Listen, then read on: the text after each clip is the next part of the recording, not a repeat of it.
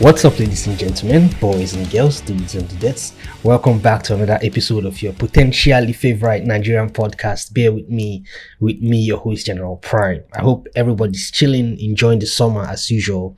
As for me, I'll continue to hate summer and I'll continue to talk about my detests for summer because of how hot and humid and uncomfortable it feels.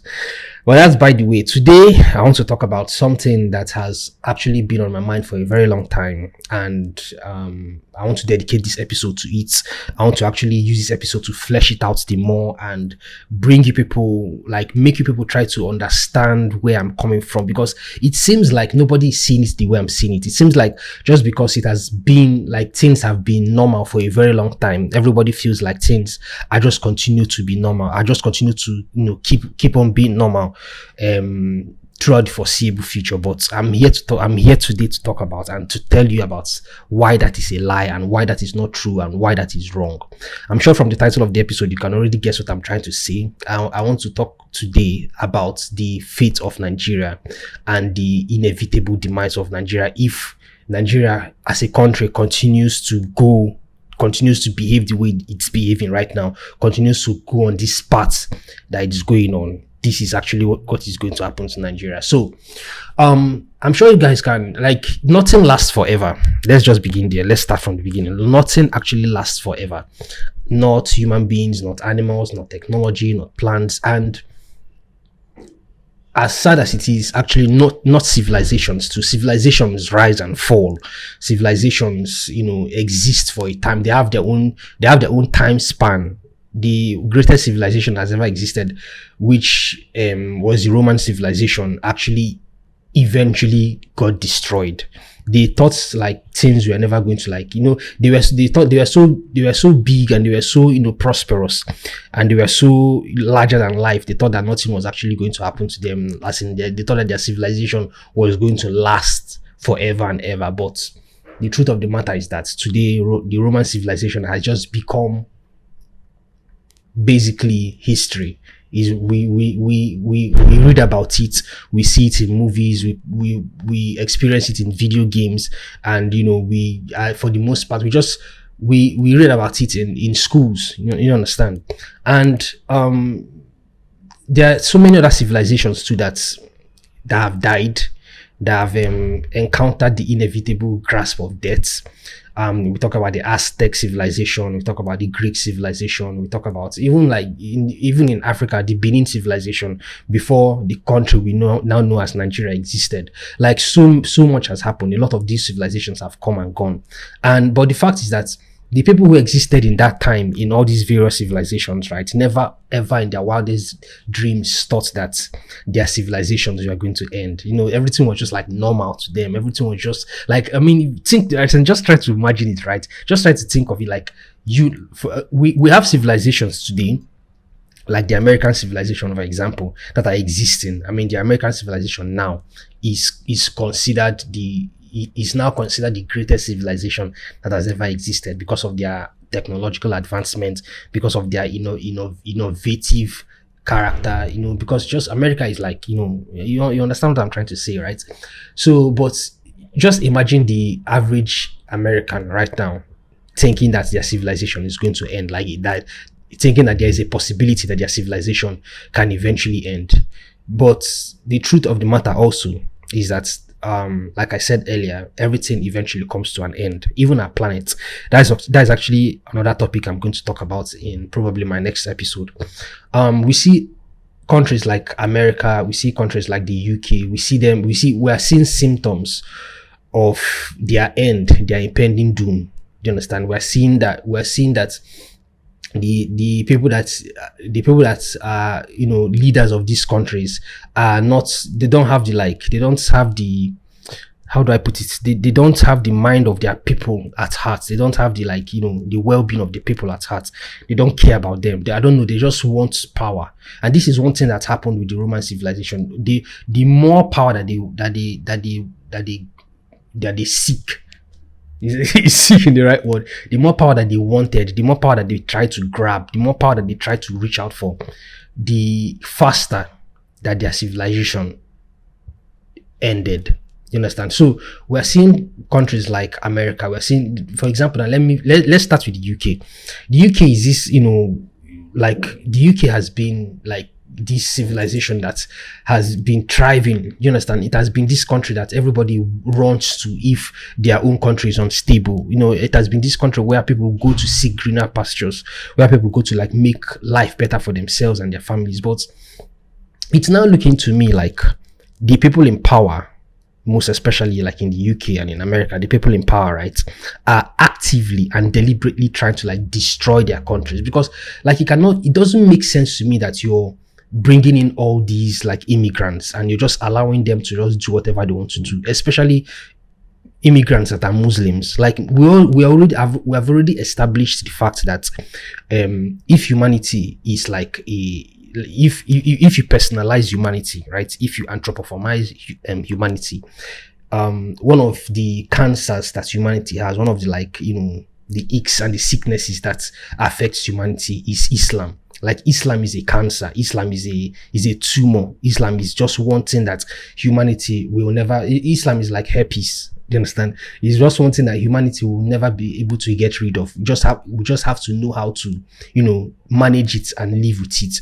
But if you keep it unchecked, if you don't like, treat it, if you don't like keep it at bay, it's going to like evade the entire body and consume the entire body and kill everything, including itself. So for all these like Western countries and countries that used to be well to do in the past, right, for them to be allowing all these like all these Muslims to be coming into their country and destabilizing their country and raping their women and molesting their children and just like causing chaos everywhere, all over the countries, and just upsetting everything, and they're allowing it to happen. Like, it makes me feel like these people in power, like the governments of these countries, are deliberately and actively trying to, as in allowing all these things to happen. It doesn't make sense to me that somebody who loves their country, somebody who is a patriot, will allow Muslims to come into their country and just like destabilize the whole thing. So we're seeing countries today that are coming to an end. Like, most people might not see it that way. Most people might not even think that, that kind of thing is even actually capable of happening. But the truth of the matter is that civilizations end, countries come to an end, and we are seeing that happening today in real time with countries like the UK, with countries like France, with countries like America. But in the case of America, this is what I think is happening to America. America is just so fucking big. It's too big to fail. But it doesn't mean that it can't fail. You understand? It just means that it's taking a lot longer for it to fail. As in, with the president and with just all that is happening in America, right? It's just taking a lot more time for it to finally come to, and for it to finally crumble, and just like crumble like every other civilization in the past. And so, but today, I'm not focusing on all these countries. I'm just trying to like use them as an example to tell you why it is possible for civilizations to come to an end. And so I want to like, I'm trying to like use all these examples to buttress my point about why I believe that Nigeria as a country is scary, and it's sad to admit it. Like, this is why I believe that Nigeria as a country is destined to fail, is destined to, like, he's not going to, like, bro, Nigeria is going to fail, man.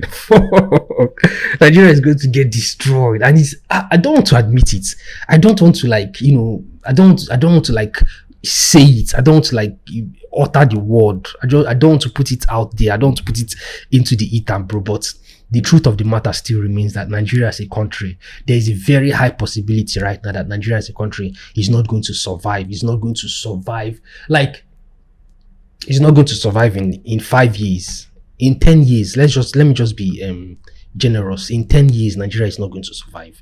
So the first point I want to make is this, right?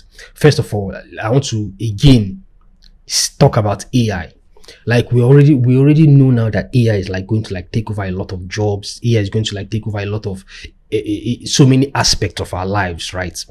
And with how fast all these corporations like OpenAI and all the others, with how fast that they are trying to achieve artificial general intelligence, it seems like, as in all the countries that are not even taking it serious. I don't even think that, like, I don't even think that Nigeria itself as a country is even thinking that far.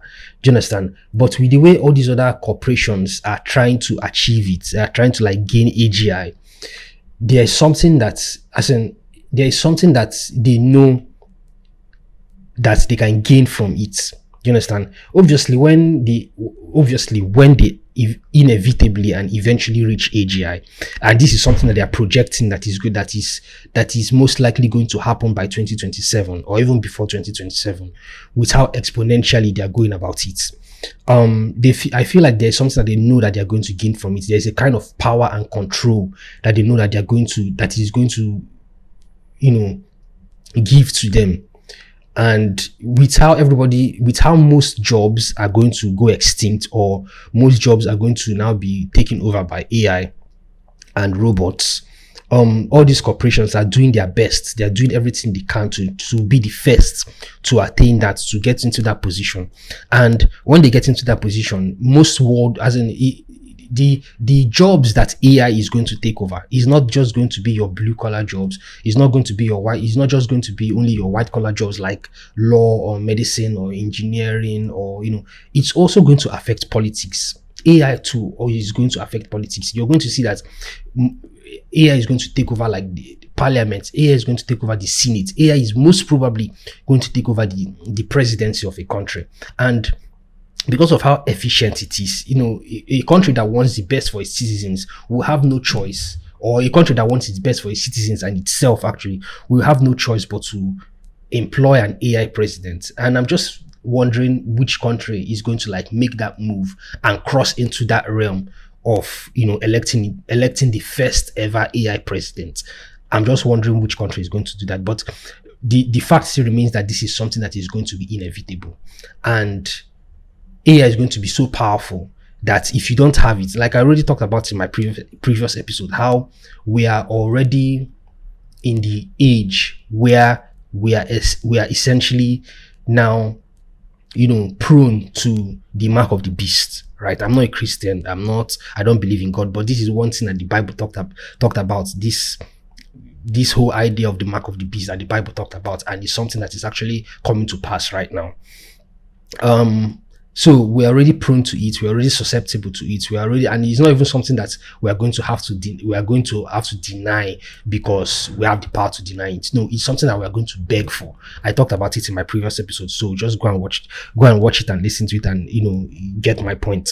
So if you don't actually engage with it, you're going to be left behind, and you're actually going to die. You're actually going to be, you know, become irrelevant and redundant. And for a country like Nigeria that is just moving in the way that it's currently moving right now, I feel like there's no hope for Nigeria, man. Nigeria is there's no hope for Nigeria when it comes to AI, and that is the first point I want to make.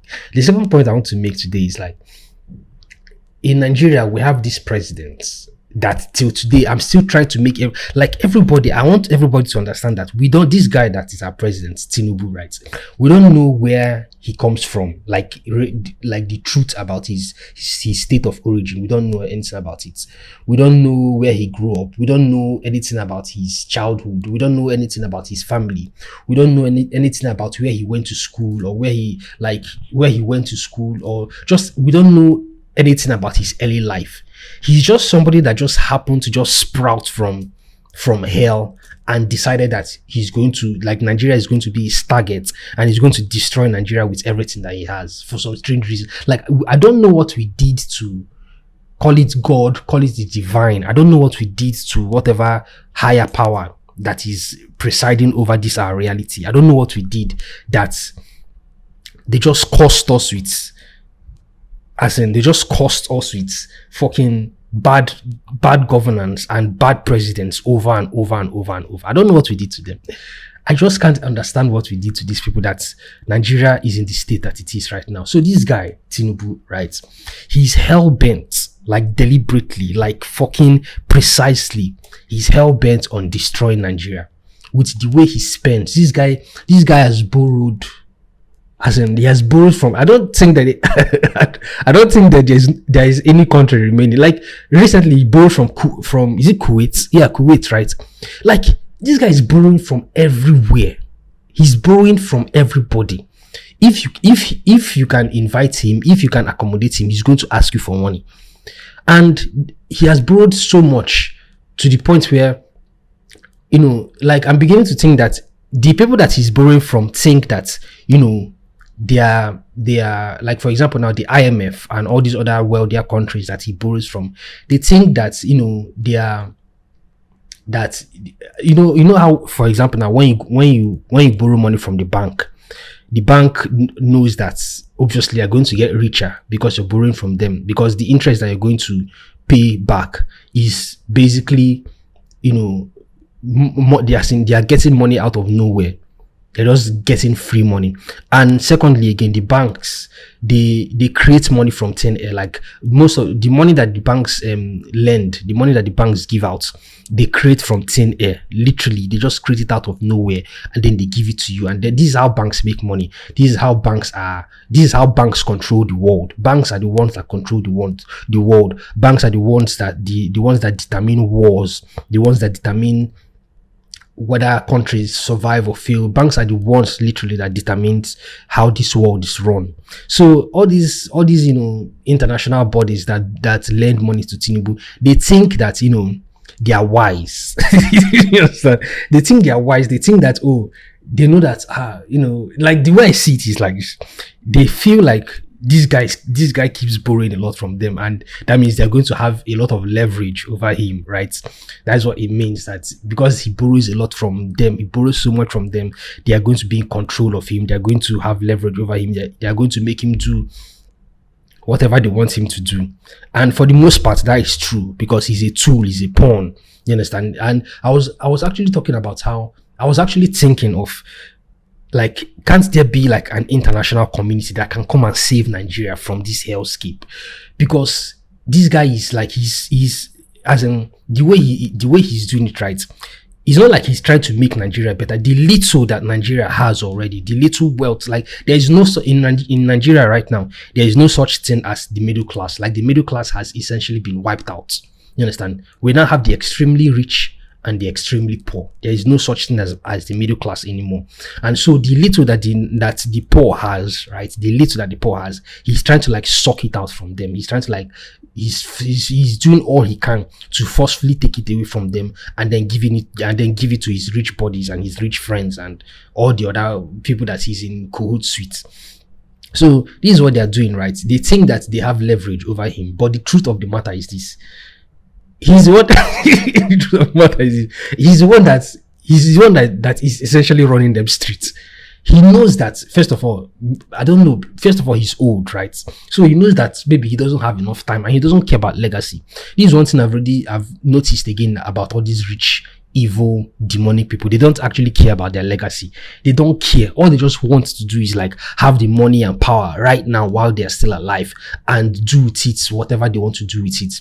And spend it however they want to spend it. And when it's their time to die, they die. And if you like, they don't care if people like rubbish their names. They don't care if people insult them. They don't care anymore. They just don't care anymore. All they just want to do is just to be wicked and to just fucking do whatever they want to do.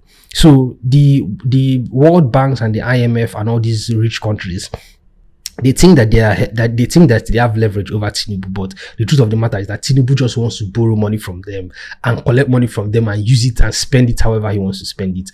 Like the current situation now that is going on in Nigeria is how the female footballers in Nigeria. I don't follow sports, I don't follow soccer, like I don't follow any of that stuff. But the Super Eagles, or should I say the Super Eaglets?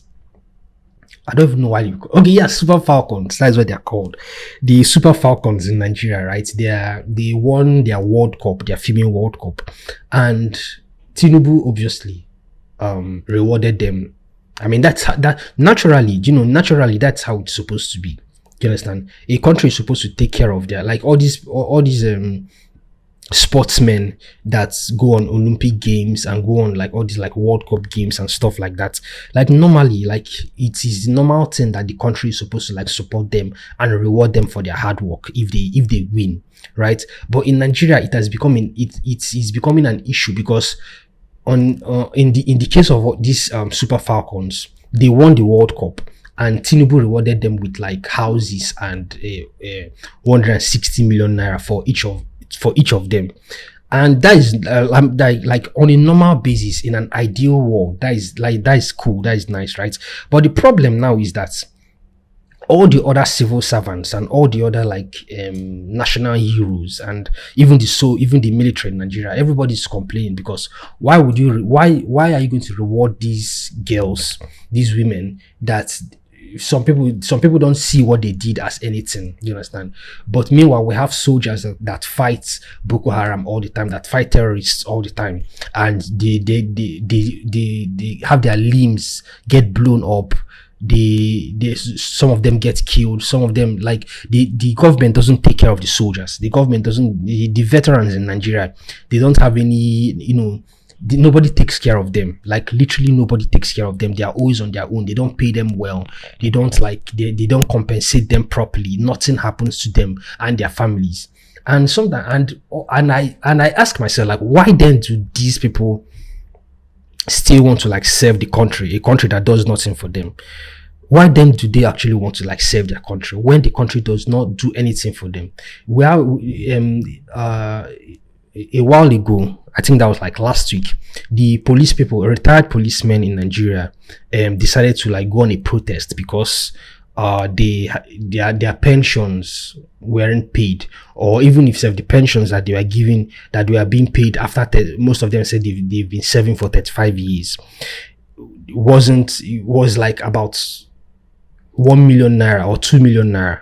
Imagine the female footballers getting getting 160 million naira compensation, or should I say reward, and also houses, like two bedroom or 3 bedroom houses. But yet these policemen that have sacrificed their lives for 35 years get nothing. The most that they get is like 2 million naira. That is unfair. Do you understand? So the point I'm trying to make is that every civil servant in Nigeria, every government worker in Nigeria is supposed to get, in an ideal world, in an ideal Nigeria, in a Nigeria that there is justice, in a Nigeria that the system is actually functioning properly. You're supposed to get well compensated. You're supposed to be properly taken care of by the government. You understand? Like the fire service in Nigeria, the medical sector in Nigeria, the civil servants in Nigeria, the military, the police, the navy, all these people are supposed to get well looked after when their time is done, when their time is up, when their duties have been completed. They're supposed to be properly looked after, not to be coming online and be begging and be complaining. It doesn't make sense that a country like Nigeria still have people that are not well properly looked after. It just doesn't make sense. So this is why I believe people are complaining, and this is why I believe people are just criticizing the government. Because yes, it is good that these girls were compensated, were rewarded for their hard work. But while it is good that they were rewarded for their hard work, right? But also, they shouldn't be the only ones that get rewarded. There are other people in Nigeria that sacrifice more, that do more for Nigeria as a country, and these people too have to be looked after. It's just another case of misplaced priority in Nigeria, where the government will like. Another thing that people are complaining about again is that why is that the government, the Tinubu himself, is going about borrowing money from all these countries and then using it to do stupid things. Like most of the things that like this guy has borrowed, like I was saying earlier, he has borrowed so fucking much. But we don't see what he uses the money for. We don't see anything meaningful, anything tangible that he's using the money for. Instead, he borrows and then he just spends it so stupidly and so frivolously. The another one again that everybody's talking about is the fact that they want to use 712 billion naira to renovate a terminal, not even the entire airport, bro. Just one single terminal in Lagos, in Murtala Mohammed Airport. And then like, bro, with the way Nigeria is going, right? I just can't see it. I just can't see us surviving this. If we don't, like, again, I ask myself, is this not enough for Nigerians to revolt? Like, Nigerians, we are known for our ability to endure. We are known for our capacity to just stomach bullshit, right? But it gets to a point where, I mean, one has to admit that one has had enough. And when I see all these things happening, I always ask myself, like, are we not tired? We, the citizens in Nigeria, are we not tired? Is it like, why do we have to wait till 2027 to remove this guy? Like, are we going to, like, just keep waiting till he damages the country entirely? Are we just going to keep waiting till he finishes everything? Because he's like, there is nothing positive that he's adding to the country. There is nothing. All his policies are negative. All his policies are either to line his pockets or to just further destabilize the already destabilized country. You understand? No, he's not doing anything. So now you're telling me that you're going to use 712 billion naira to renovate an airport terminal. Why? I've said there was a post where there was a post I saw where a country built a new airport, like a new actual airport, for half of what Nigeria is spending for half of what Nigeria is spending to renovate, not even to build, to renovate, not even an entire airport, just one terminal. How does that make sense? Like, somebody should make it make sense to me. It doesn't make any sense. Like, that they're just spending with reckless abandon. They don't care what they do. Like, they don't give priority what is supposed to have priority. Like, look, for example, now we're in the rainy season now in Nigeria, and somewhere like Lagos is just flooded. People's houses are flooded. Like, the roads, like, everywhere is just flooded, filled to the brim. Everywhere is just so fucking flooded. And you ask yourself, like, can't all this money that this guy is borrowing, can't he use it to just, bro, it's painful, man. It's just fucking painful. It's so fucking annoying when you see things that are happening in Nigeria and you're like, okay, this guy is borrowing money. Today you see him, he travels to this country and he borrows from them. Tomorrow you hear on the news that, oh, this guy, he has borrowed from another country. And you're asking yourself, what is he using this money to do? Tinubu, what is he actually using all this money that he's borrowing from all these people to do? Nothing. He's using it to, like, fund nonsense.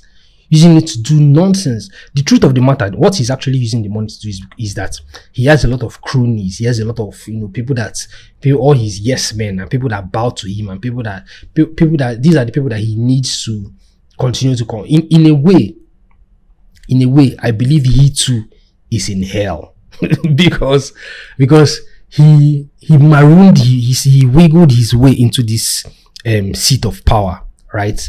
And the people that helped him to get this seat of power, the people that supported him, right? He has to continue. He's like selling your soul to the devil, and now you have to continue paying.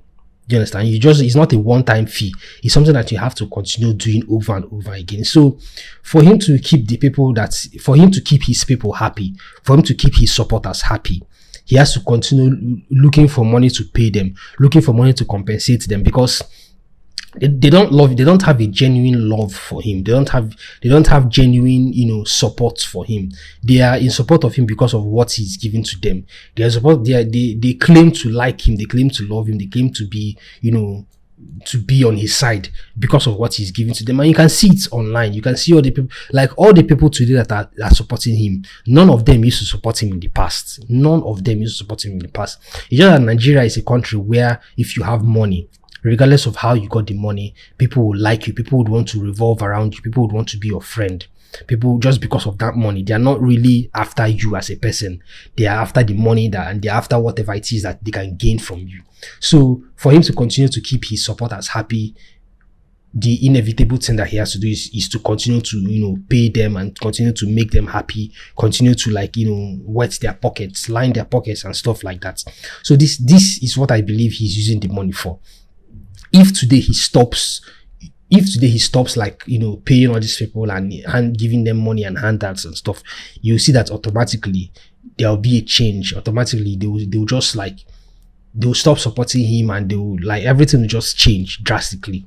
So yes, while I believe he's not doing anything tangible with all the money that he's borrowing from all these countries and World Bank and IMF and stuff like that, I wholeheartedly believe that what he's using the money for is to compensate his cronies and his supporters and stuff like that. Because tell me why, as in, Nigeria is in the state, Nigeria is in the mess that it's currently in right now.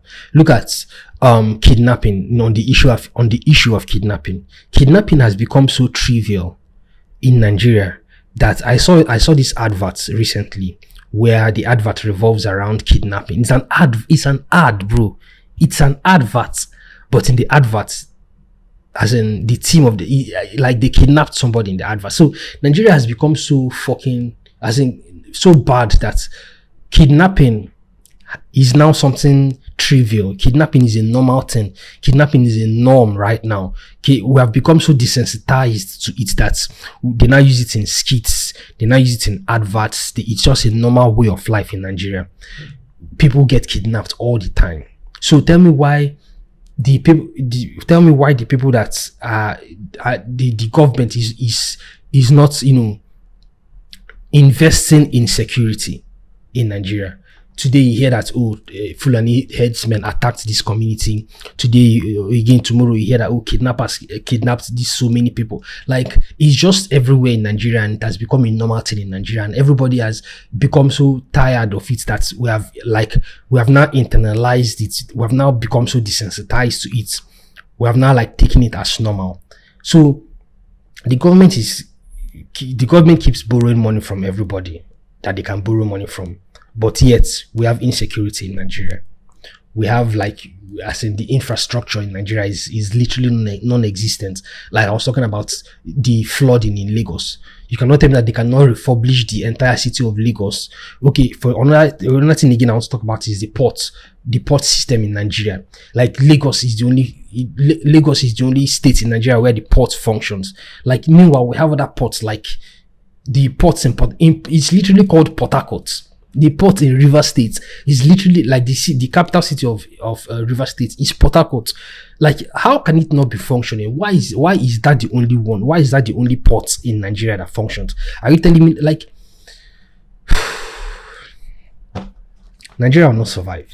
See, there is no way. This is not like in the movies where, eventually at the last minute, at the dying minute, something happens and there is a turnaround and somebody just like changes his mind, or there is like this Deus ex machina, the hand of God just comes in and changes everything. No, this is real life. And one thing about real life is that bad things happen. Like, our worst fears come to pass. And in our case right now, it's looking to me like Nigeria, as in, this is it for Nigeria. Like, this is it. Like, this is it. There is no savior coming to save us. There is no Deus ex machina coming to like change things. Like, this is it for Nigeria. Our government is just bad. Our government is just, they don't care. They literally do not care. I wholeheartedly believe that Nigeria is being run by demons. I've said this 1,000 times before.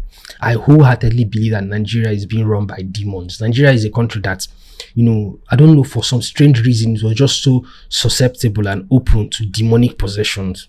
And these demons, just the very fact alone that we don't know where this Tinubu came from, we don't know his originality, we don't know anything about him, points to the fact that he's a demon. Like, this guy just sprouted out of nowhere, literally sprouted out of hell, and decided to infect Nigeria, decided to possess Nigeria, decided to invade Nigeria and just turn everything into charcoal, turn everything into death, destroy everything. Now I'm hearing now that he has imposed a 5% fuel tax in Nigeria, which is just going to make things a lot harder for Nigerians. 5% fuel tax, like, as in, why? We're an oil person, like, why? Just why? Like, what What is the 4D chess that you're playing? What are you trying to do, if not the deliberate destabilization, the deliberate further destabilization of the country, of a country that is already in ruins, of a country that is already like on its last leg, of a country that is already dead? What else are you trying to achieve? Now, look at the port authority in Nigeria. I'm hearing now that they are going to stop the importation of cars, because the tax that they've put on importation of cars and other goods is going to make things just, as in, it's going to make things a lot more difficult. Obviously, everything about Nigeria is just negative. All the stories coming out of Nigeria, all the news, all the events, everything coming out of Nigeria is just sour and sad and negative and disheartening and heartbreaking. Everything happening in Nigeria is just heartbreaking, and I feel sorry for, you as in, people with families in Nigeria that don't have any hope. People with people, young family, people, even, it's even a lot difficult now to start a family in Nigeria, because how are you going to survive? Sometimes I wonder, like, you watch videos online of people that they just look hopeless. The worst part is that there is no savior. There is no savior. There's nobody coming to save us. We are custodians of our own life's meaning. Like, there is no savior that is coming to save us. Nothing is going to happen. We don't have any power. We don't have any authority. We are just powerless. And I'm still asking the question: why can't we just say enough is enough? Why can't there just be like a click, right? Something that just like snaps in our minds, and we just say enough is enough. And even the soldiers, even the military people that are complaining, right? If tomorrow now Nigerians decide to revolt and Nigerians decide to protest, and Nigerians decide that enough is enough, and they decide to storm the presidential village, to storm Aso Rock, you see that it is the same fucking policemen and the same fucking army that will still be used as political tools, that will still be used as pawns to destabilize and disrupt the entire thing. Like, if there can be, like, if the military can just, we have seen this happen in places like Burkina Faso. Is it not the military in Burkina Faso? Do they have two heads? We are seeing all these Nigerian army men coming online to complain about them not being compensated properly. Their colleagues are bedridden, their limbs are blown off, they are not being well paid. But your mates in Burkina Faso, they were tired of the injustice. They were tired of the corruption, and they decided to do something about it. And then they stormed, and then they took power. And now look at how Burkina Faso is now. Burkina Faso is thriving. Burkina Faso is prospering. Burkina Faso is progressing. So you, the military, the military guys in Nigeria, are you seeing that people cannot do the same thing? Like, what is that power that is behind the government in Nigeria that is scaring you people, that is stopping people from doing what is right?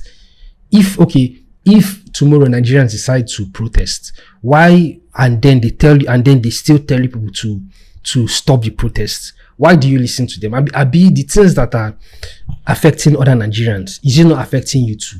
Like, this is my message for the Nigerian military and the Nigerian police and all the other military personnel in Nigeria. Like, all these things that are happening in Nigeria, are they not affecting you too? Don't you think that it's high time that it's high time that a change happened in Nigeria? It's fucked up. It's kind of it's frustrating, basically. It's just fucking frustrating. Now there is a fucking 5% fuel tax in Nigeria. Now, transportation, like the already expensive transportation in Nigeria, is going to get even more expensive. Businesses, as in the fluidity of how businesses used to be run in the past, is going to get a lot more rigid. People are not going to transport goods anymore. Like, everything is just going to stall. Everything is going to come to a halt. nothing is going to work properly. I mean, things are already bad, but he's just making things a lot worse. Understand? He's just making things harder, like unnecessarily harder for Nigerians. And yet we are somehow still able to stomach it. We are somehow still able to endure it. We are somehow still able to continue to say God day. Which God, bro? Like, nobody is coming to help us. We are the ones that can do this ourselves.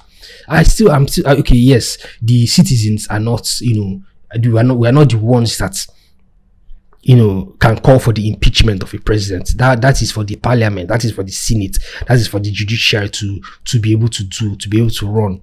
But why can't we, like, this is supposed to be a democracy? Why can't we be the ones to implement it? Why can't we be the ones to call for it? Because who has the time to wait for 2027, bro? Do you know how much the world will change between now and 2027? Do you know how much the world? Do you know what can happen between now and 2027? So it doesn't make any sense that we have to, keep waiting. It just doesn't. Another thing again I want to talk about is, I was saying before, I was talking about how I'm hoping that there can be like an international body. There can be like an international, organization that can look into the problem of Nigeria and, at least help us. Because at this point, it is what we need. If there is an international body, but all of them are the ones, all these international bodies, all these international Western countries, they are the ones that are contributing to the failure and to the regression of Nigeria. They know that, yes, Tinubu is the perfect errand boy. Tinubu is the perfect pawn for them. So they know that, yes, like, they have Nigeria where they want Nigeria to be. So while I hope that there can be like, an international body that can look into the problem that is Nigeria and, call out just help, somebody help, bro, help. Nigeria is in pain, bro. Nigeria is in pain. Nigeria is like, somebody should help, but there's not, like, bro, nothing.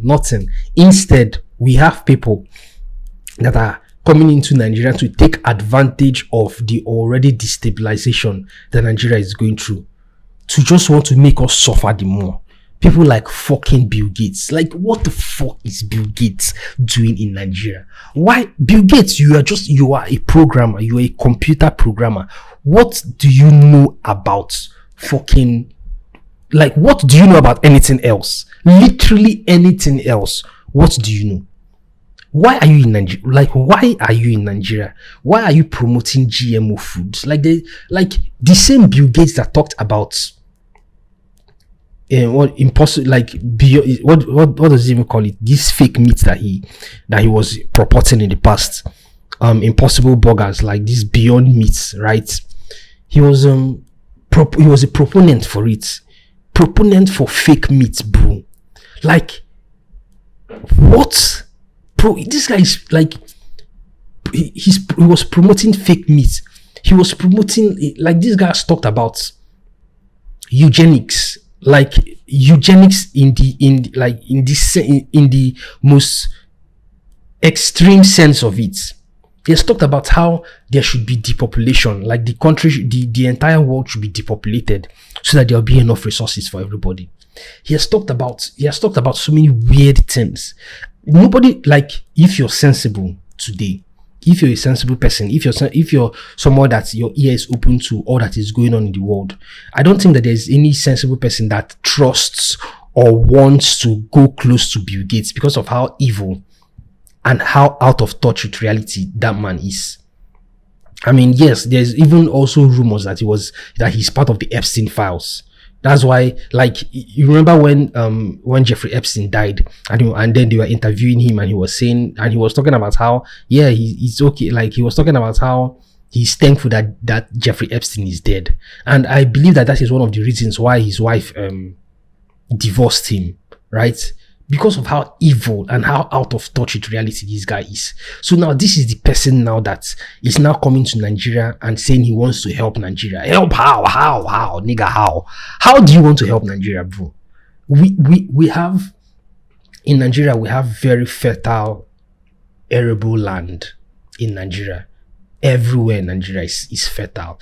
Everywhere in Nigeria like Nigeria is blessed, but we just don't know. We are just not aware of how blessed we are. We just don't know what we have. We don't know what we have. And when we lose it, we will understand that, oh, this thing that we had, it was real, as in, bro, what is Bill Gates doing in Nigeria? And also, why are influencers, welcoming him? We have someone like, imagine MI, bro. Money can make people do very weird things. So I wonder, I'm sure everybody has seen the advert, right, of Bill Gates. Bro, it's painful, man. It's just fucking painful. It's fucking painful that we have all these like influencers that are supposed to be, that are supposed to be well read, that are supposed to be educated on all these things, but yet they sell their souls to these people just for money. So we have somebody like MI welcoming and shaking hands with Bill Gates. We also have this Twitter influencer, what is that his name, Aproko Doctor, that everybody just blasted.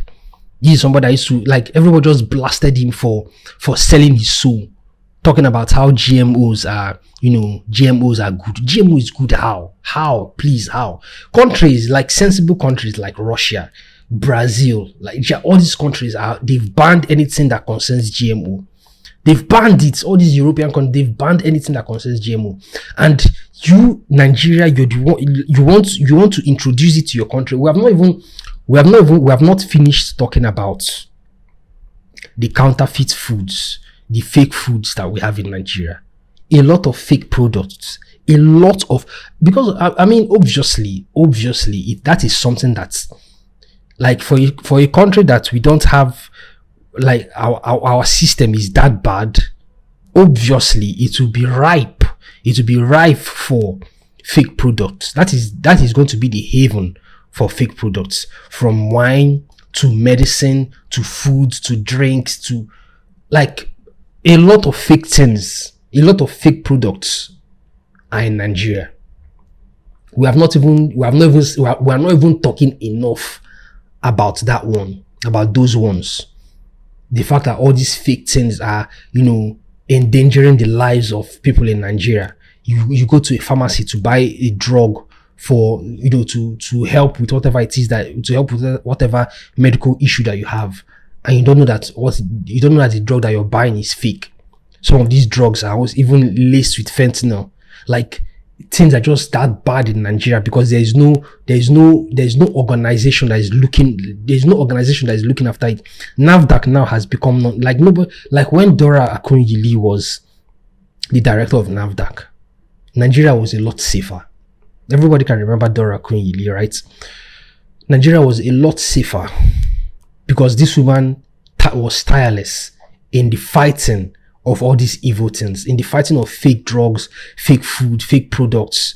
Everything that was coming into Nigeria was scrutinized that time. But as she died, that was it, man. That was just fucking it. Man, it's sad. It's sad. We have not finished talking about all those ones. So they're now, imagine, just see. Another thing people have to understand is this, right? These white people, they don't care about you. Let me make that clear. Let me make that like as clear as possible. They literally don't send you. The white people that came to Africa to colonize Africa, they saw us as apes. They saw us as monkeys. They saw us as dirty. They saw us as soulless. According to them, they said we didn't have souls. So, but yet they brought Christianity to Africa. So you're telling me that these are the same people that say we didn't have souls are the same people that want you to be in the same place with them in heaven? Do you have sense? Like, have you thought about that? Have you even actually sat down to think about that? They already said that we didn't have souls. They already called us monkeys. Look at how they enslaved us for 400 years. And you're telling me that the people imagine like making people your slave, like making Africans your slave, and then also preaching to them to give their life to Christ so that they'll be saved in heaven. Like, how does that make sense? you that you're a Christian in Nigeria, have you thought of that? Like, how does that make sense? Why would you in your wildest dream think that whatever help that the white man wants to render to you doesn't have an ulterior motive behind it? Like, why would, if GMO was good, right? Do you think Bill Gates will bring it to Africa? Even if he was to bring it to Africa, do you think he will bring it for free? Like, have you thought of that? Do you think it would be free? If GMO was a good thing, do you think it would be free? I doubt that. I doubt that GMOs will be free, because they don't care about you. They want to destroy you. I think it's not the same fucking people that brought Ebola to Africa. It's not the same fucking people that brought HIV to Africa. It's not the same people that brought SARS to Africa. It's not the same people that tried their best to bring COVID to Africa, but that one did not work, thankfully. Like, do you people not think at all? Like, why are people welcoming this guy? Why are people, like, accommodating this guy? Why are people fucking just, this guy, has it not yet been established enough? Or is it because we're not really, we're not that exposed in Africa as per geopolitical events that is going on in the world? Like, do you people not know that? Okay, the sad part again is that what I fear the most, and which is also part of the reason why I think Nigeria as a country will not survive for a long, will not survive in a short time, is that the people in power, the government in Nigeria, this is the scary part. This is the part that infuriates me. This is the part that annoys the fuck out of me. They don't care. The people in power, the government, the Nigerian government don't care. So this GMO, as much as Nigerians are detesting and rejecting it and talking about it and, creating more awareness about its dangers and trying to, like, make everybody understand that GMO products are not welcome in Nigeria. As much as all of us, we are trying our best to do that. The truth of the matter is that the Nigerian government, the people in power, the people that are the fucking idiots that are leading us, because of the money that they are going to get, they are going to allow all these GMO things to enter Nigeria, and it's going to affect us. That is just the truth. It's going to affect us, fuck. Because we have seen, like, if you go on they're already talking about it on the news. There's one of these idiots that talked about how, bro, when you hear these things, it just pisses the fuck out of you, and you just want to reach out and slap these people, man. Bro, we are fucked. We are fucked. These people are going to allow GMO products in Nigeria, and there's nothing that we can do about it. The best we can do is not, as in, yes, okay, maybe there is a way out. Maybe, yes, even though they're going to, like, forcefully bring it into Nigeria, regardless of what Nigerians are saying about it, and regardless of what Nigerians think of it. The best we can do is to try our best not to engage with it, try our best not to, to do anything, to, like, have anything to do with it. Just let them be the ones to be eating their GMOs. Do you understand? Let them just be the ones to be engaging with it on their own. Because that thing is evil. It's just fucking evil. And if you don't know about it, you're either being deliberately ignorant, or you're just stupid. You're just daft. So the last point I want to talk about today is the fact that this is another thing again I believe contributes to the downfall of Nigeria as a civilization, and as a country. Nigeria is too diverse. Nigeria is too multilingual. Nigeria has a lot of, like, tribes in it. Nigeria has a lot of states in it, and this is something that in the past we used to think it was good because of how diverse we are, because of how multilingual we are, because of how how enriched our culture has always been. So we used to think this was a good thing in the past, but the truth of the matter, as I've come to understand and I've come to realize, is that multilingual countries are never successful. That is a fact. Like, there is no multilingual country with 10 official languages that is economically successful, that is progressive, that is, that is just successful in general. There is no, I cannot think of any multilingual country that is successful.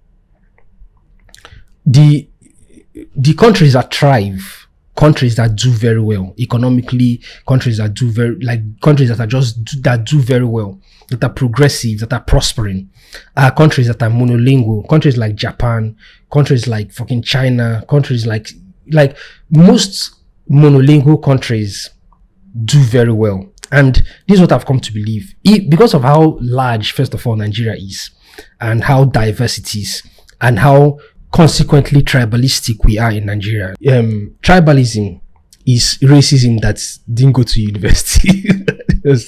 Like, tribalism is just internalized racism. That is basically what it is. We have the Yorubas and the Igbos fighting all the time online, talking about how this one is bad, and like we just, it doesn't make sense to me. It's unnecessary. We are supposed to be one. Like, ideally, we are supposed to be one, but we see that the Yorubas are just always hating. Like, imagine Yoruba parents telling their children to hate on the Igbos. Like, why? Just why? Actually, why? But another thing you have to understand again is this. Like, it's not like I'm trying to be. Okay, yes, I'm talking about tribalism. I'm talking about how, tribalism doesn't make sense. How tribalism is senseless. Let's get that. But there are some people that you're just not compatible with. It's just the fact. There are some people that you're just not compatible with. Like, for example, now let's take the Yorubas, for example. What most of all you see online are Yoruba people in support of Tinubu. You understand? Because of what? He's a Yoruba man. He's he's a Yoruba man. We don't know where this nigga is from, but let's just agree that he's a Yoruba man. You understand? And so these people, although they know that what he's doing is wrong, although they know that the way he's governing the country, the way he's presiding over the country is just bad. In fact, Tinubu will go down in history. If Nigeria gets destroyed today, Tinubu will go down in history as the worst president that Nigeria has ever had. Everybody knows that. Like, this one, it is undeniable at this point. Everybody, even the Yorubas, they know that. But the thing there is that you still see them supporting him. Do you understand? You still see a lot of them supporting him just because of what? They don't want an Igbo man, which is Peter Obi, to be the president. They're not doing it because of they are looking for who is more competent. They are doing it because of tribalism. And it is something that doesn't make any sense to me. Like, it isn't the best person for the job supposed to be the person that you're supposed to, like, employ? Like, isn't that how it's supposed to be? Like, why would you employ somebody just because he's your kinsman? Like, bro, it does. I don't understand. I just cannot understand. Like, somebody is not good. He's not. It is evident already, even before he even became the president. If Peter Obi was as bad as Tinubu, like, nobody would want to. Like, a sensible person will still not want to vote him because of what? He's not competent. It doesn't have to be tribalistic. It doesn't have to be racial. It doesn't, like, race does not have to have anything to do with it. Just make the best person for the job. Put in the best person for the job. Put in the most capable person for the job. Put in the most competent person for the job. That is how an ideal world is supposed to be run. An ideal world is supposed to, move. But we are seeing that tribalism is causing a lot more harm than good in Nigeria. So, me personally, I don't think that Nigeria as a country is supposed, because everybody just hates it, as in, because of the state of the country right now, how poverty has affected the minds of most people. We now have this, there's something called famine mentality, where we just keep hoarding. We just don't want the next man to have what we have. So it's affected us drastically. It has affected us negatively in so many ways. So I don't think that Nigeria as a country can continue to remain one, because we keep on having kidnappings, we keep on having like issues, tribalistic issues. Like if the country can somehow get separated into Biafra, Oduduwa, and the Hausa people, and then everybody now we're now in a state where everything is now monolingual. Like the Oduduwa people speak Yoruba, the Hausa people they speak their Hausa, and the Biafrans speak Igbo. Everybody now understands each other. I think that because of that coherence, I think that because of that mutual understanding, first of all, when it has to do with language, I wholeheartedly believe, just like in Japan, just like in South Korea, just like in China, just like in Russia, all these see, even self, like in the Scandinavian countries, somewhere like in Sweden, where they have like four languages. Yes, it is multilingual, right? But at least it's just four languages. It's not like they have 10 languages, because four languages is less than 10, right? So there's a lot more compatibility there. So it doesn't even necessarily have to be a monolingual thing. People just have to have a deeper understanding of each other. You understand? For things to even have the ability to want to work, for things to even have the will and the zeal to want to work. Because if everybody is just being so, like for example, now how the Bible talks about the story of the Tower of Babel, right? Where everybody was just speaking different languages and nobody understood each other, and so they couldn't complete this common task that they were looking to complete. So me, I believe wholeheartedly that a monolingual country, you understand, succeeds better, progresses better, performs better than a multilingual country. This is what I've come to believe wholeheartedly. And if there is a way that, as in, if Nigeria eventually, because not even eventually, if Nigeria inevitably gets destroyed, I hope that Biafra becomes a thing, so that at least, if as in at least we can have this dream. Like, even if Nigeria is not going to prosper as the Nigeria that it currently is right now, as the Nigeria that it currently is today, at least if you break it into tiny pieces, if you break it into parts, at least it can function. Do you understand? At least there can be a lot more accountability. So things can there's in the possibility for things to work will be a lot more possible. So that's all I'm trying to say. So the last point I want to make now is this: Nigeria is not going to survive. Nigeria was never meant to survive. This is what I believe. Like Nigeria, the fate of Nigeria, this is the inevitable fate of Nigeria. Nigeria as a country was never meant to progress, was never meant to thrive. As in, it was always going to be a cautionary tale. It only existed, or should I say, it only exists to be a cautionary tale, so that when it inevitably and when it eventually gets destroyed, people in the future who will look back at the past, which is our present today, will look back and learn, and as in just investigate the downfalls and the pitfalls, and just dismantle and pick apart everything that happened to Nigeria and happened with Nigeria, and learn from it, and learn how not to make the same mistakes. Nigeria was never meant to survive. Nigeria was never meant to thrive. Nigeria was never meant to prosper. Nigeria was never meant to progress. It was always meant to be this. You understand? It was always meant to be this country that had a lot of potential. Like, what do we not have in Nigeria? We have the human resources. We have the intellect. We have everything. We have the land, the arable land. We have we are placed in a geographical location where it's just perfect. It's not too hot. It's not too cold. It's not too fucking wet. It's not too dry. It's just perfect. The weather is just everything is just perfect. We have the talent. We have people who are doing their best to make something out of themselves, regardless of how little that they have. In Nigeria, we have the languages, we have the tribes, we have everything in Nigeria. There's nothing that we lack in Nigeria. There is no resource in Nigeria that we are lacking.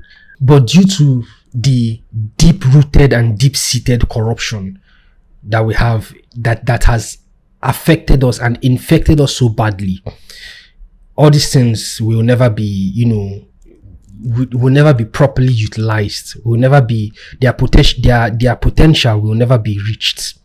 Their potential will never be achieved. Like all these things will never, like not most of these things will never work properly. Like for example, now I see all these young people in Nigeria, all these kids in Nigeria, and you ask yourself, like, what do they have in their heads? Like what they have so much potential in them. They have so much that they can give to the world. They have so much that they can contribute to this world. But just because of the situation that they've been born into, just because they've been born into poverty, just because they've been born into hopelessness, just because they've been born into a country where the government doesn't care about them, their potential will die with them. Their potential will never be realized. Their potential will never be achieved. It's a sad thing to think of. It's a sad thing to stomach. It's a sad thing to even contemplate. Like you see, bro, it's a sad thing, man. It's a fucking sad thing that with all of this, with everything that Nigeria has, it's going to die at a young age. There is no escaping that. This is what I 100% believe, and I'm prophesying it today. And when it eventually happens, I hope everybody can look back at this video and say that this guy was talking about. This guy said it, because with the way things are going today, I cannot see, not even only Nigeria, somewhere like the UK is done. I don't see a comeback from this. The United Kingdom, Britain, I cannot see a comeback. The only way that they can make a comeback is if they do it militantly, if they do it aggressively, if they pack all the Pakistanis and the Muslims and all these people that are just destabilizing their country. Like the UK is supposed to be Caucasian. The UK is supposed to be white. But now you just see everywhere just dirty. The UK is just basically Nigeria. It's just a Nigeria that has a little bit of function to it. So it's dying, and I don't see the UK going back to the way it used to be in the past, where it was just quintessentially white and everybody, there was a high trust society. There was high trust in their society. The system was functioning properly. There was very little. There were very little immigrants, and the immigrants that were there in those days were well behaved and they were well respected. Not the ones that we have today. All these Muslims that are so fucking entitled, that want to turn the UK into another Muslim country. And you ask yourself, like, why don't they go to their own prosperous Muslim countries? Like, why are they so hell-bent on going to all these Western countries and choosing to destabilize these Western countries? Why? Like, why can't you go to Qatar? Why can't you go to Saudi Arabia? Why can't you go to Dubai? Why can't you go to all these other Muslim countries that are doing well for themselves and practice whatever it is that you want to practice there, and leave the Western countries to their own way of life, their own culture? You don't like the way they dress, you don't like but yet you want to be there. Yet you're running away from your war-torn and you're destabilized and your backwards country. You're running away from all those places, and you're going there, and then you want to impose the things that you ran away from. You want to impose it on. Like, it doesn't make any sense to me. So to me personally, I think the UK as a civilization is dead. There is no resuscitation going on there. Like, there is nothing that you can do about it. The UK now, in 100 years, in even less than 100 years time, is going to be an Islamic state. That is just what it's going to be. You know how in the past, somewhere like Australia used to be like an African. Australia like the inhabitants of Australia, they used to be Africans, the Aboriginals, right? They were black, but today most of them are gone. So now Australia now is now as in predominantly white. So this is what is going to happen in UK in less than 50 years if they don't wisen up. Because, and I'm already seeing that a lot of them are now being angry. A lot of them are now taken to the streets to protest. But protesting is not enough. You understand? You have to stop. You have to take action. Honestly speaking, because me, I don't like what I'm seeing. I don't like the fact that in all these countries that people used to aspire to go to, we now have all these like miscreants and all these Muslims and all these like fucking terrorists there just doing whatever they can to just destabilize it. You have places like in America where they're talking about how you see, there's this video I saw of this imam in America talking about how, the American, he doesn't like how the Americans behave. He doesn't like how the American women dress. Like the way they dress is sinful. That they have to impose Sharia law. They have to impose the will of Allah in America. In America, bro. If I was like, so all these things that are happening, I just see them as like symptoms of the demise of civilizations. Like the UK I just talked about right now is dead. Like there's nothing that can, the only way that it can come back to the way, or it can go back to the way it used to be in the past, is if there is a drastic, almost militant kind of like action. You just bundle all these people and just send them back to wherever it is that they came from. Just send them back, and also beef up your borders, and the sad thing is that it's not going to happen, because the people in power in the UK, Keir Starmer and all these other people, they're just stupid, they're just daft, they're just dumb, they're just stupid. I don't understand. I cannot for the love of me understand why most countries are run by idiots. Like, till tomorrow I'll continue to ask that question. Like, how is it that most countries are being run by idiots? Why? Like, is there, as in, this is another thing that leads me to believe that we are in a simulation, because it can't just be possible that America, Canada, UK, Nigeria, most of the African countries, like all of them are just being run by tyrants and idiots. Like, none of them just want to, like, I don't understand it. It doesn't just make any sense to me. So, yeah, that's that about that. This is all I have to say today, man. Nigeria, the fate of Nigeria is an inevitable and sad end. If we don't change our ways, if we don't course correct, if we don't change our paths, if we don't pivot, if we don't take to the streets today, bro, and call for the removal of this Tinubu. Because this guy he's doing everything like he's not even like it is no longer something that he's not pretending anymore. It doesn't even seem like he's pretending anymore, bro, because he doesn't care. So if we don't take the laws into our own hands, if we don't take action, it's going to be detrimental to all of us. We are going to feel it. We are going to feel the brunt end of it. That is just a fact. And Nigeria is going to die. Nigeria as a country, Nigeria as a civilization is going to end. That is it, man. That's all I have to say today. It's a sad thing, and it's something that makes me angry anytime I think of it. Like, you go online today, there is no news that is coming out of Nigeria. None. No news that is coming out of Nigeria that has anything positive to it. That somebody can be happy about. Nothing. Everything is just negative. Everything is just disheartening. Everything is just disappointing. Everything is just annoying, triggering. Everything is just bad in Nigeria. So look at somewhere in Lagos, you just see people's houses are just flooded. Even in the posh parts of Lagos, like in Lekki, the Lekki that everybody is claiming is the best part of Lagos, or should I say one of the best parts of Lagos, where the big boys live and the quote unquote the rich people live, yet it's still being flooded. You see people's houses, like multi-million naira houses, just flooded, and you just ask yourself, like, how can how can a government be this incompetent? How can people in power be this bad at their jobs? Be this nonchalant about their duties? Like, how is it possible? Like, is it that is difficult to run a country? Is it that difficult?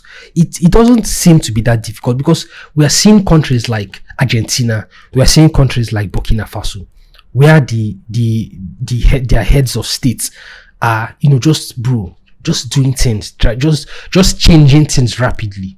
But in the case of Nigeria, we have just been cursed. We have just been cursed to be a cautionary tale. It's sad, man. So that's that about that. Thank you for chilling with me. If you listened to these points, thank you for chilling with me. Thank you for giving me your listening ears. Thank you for all the supports that you've been giving to me, regardless of how little it is. Share this with people you think might find this interesting. Share it on YouTube, share it on Spotify, share it with your friends. This is something that everybody needs to know. This is something that everybody needs to be aware of. This is something that everybody needs to get ready for. Do you understand? So everybody needs to know about this. Everybody needs to hear it. So share it with people. Subscribe to the YouTube channel, leave your likes and your comments and all that good stuff, and follow me on Twitter at General Prime 11. And yeah, that's that about that, man. Thank you for chilling with me. Thank you for giving me your listening ears, and I'll talk to you guys later. All right, bye everybody.